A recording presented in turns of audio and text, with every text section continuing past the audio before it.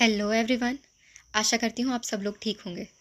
तो आज की ये वीडियो है बायोलॉजिकल क्लासिफिकेशन से रिलेटेड एमसीक्यूज़ के बारे में। So my first question is all eukaryotic unicellular organisms belongs to Monera, protista, Fungi, bacteria. So the correct option will be eukaryotic unicellular organism किस ग्रुप के अंडर आते हैं? ये belongs to kingdom Protista. Next question is the 5 kingdom classification was proposed by. 5 kingdom classification किसने दी थी? It was given by R H. Whittaker, Linnaeus, Roxburgh और विर्चर। So the correct answer is R H. Whittaker. Whittaker ने दी थी हमारे पास 5 kingdom classification.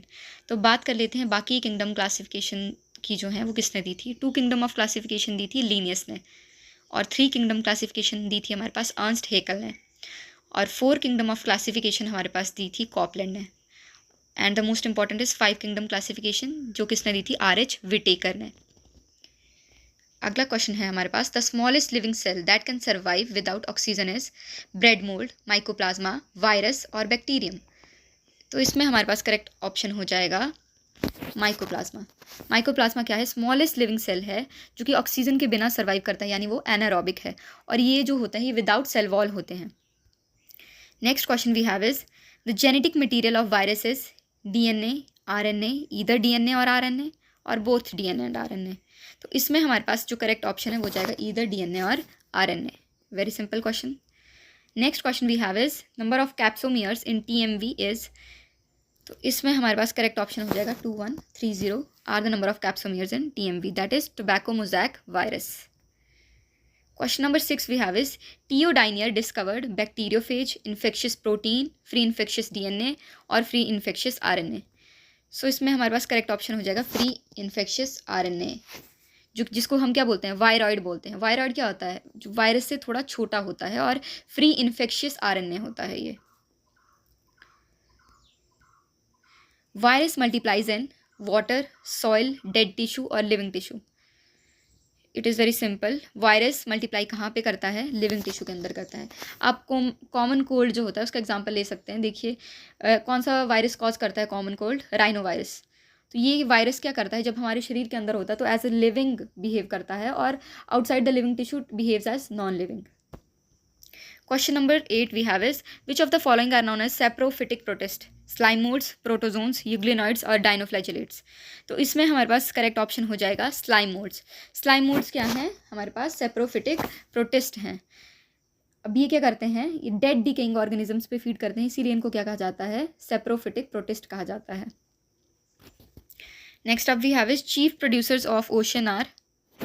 ये हैं डायटम्स। डायटम्स क्या हैं? फाइटोप्लैंक्टन्स बनाते हैं ये, और आपने देखा होगा जो भी हम पिरामिड्स पढ़ते हैं, pyramid of biomass, pyramid of energy, pyramid of number, तो उसमें डायटम्स जो क्या हैं वो क्या कर रहे हैं? फाइटोप्लैंक्टन्स हैं, मैराइन इकोसिस्टम का बेस बनाते हैं।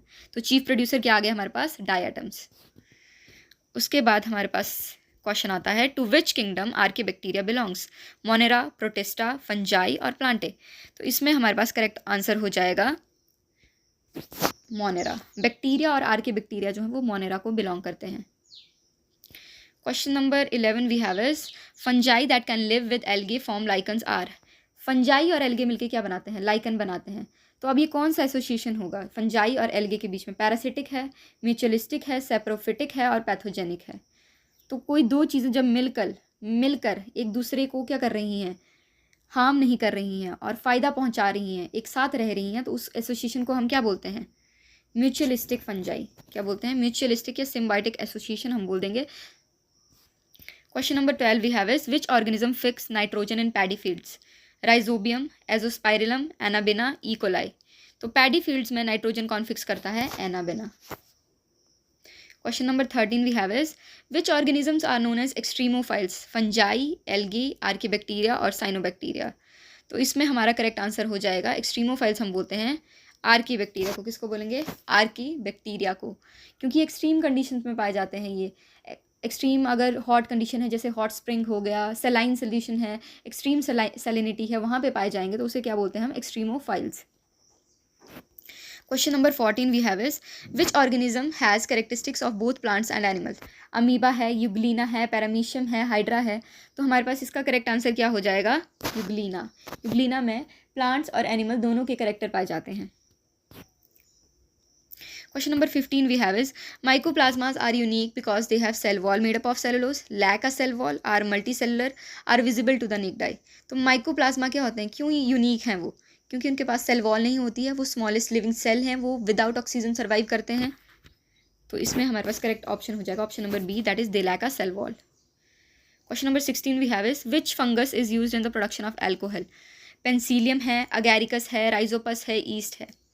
तो एल्कोहल बनाने में जो हमारे पास फंगस यूज़ होती है वो होती है ईस्ट। कौन सी फंगस यूज़ होती है? East. That's all for today. Thank you. I hope you will gain something meaningful from this video. Thank you very much.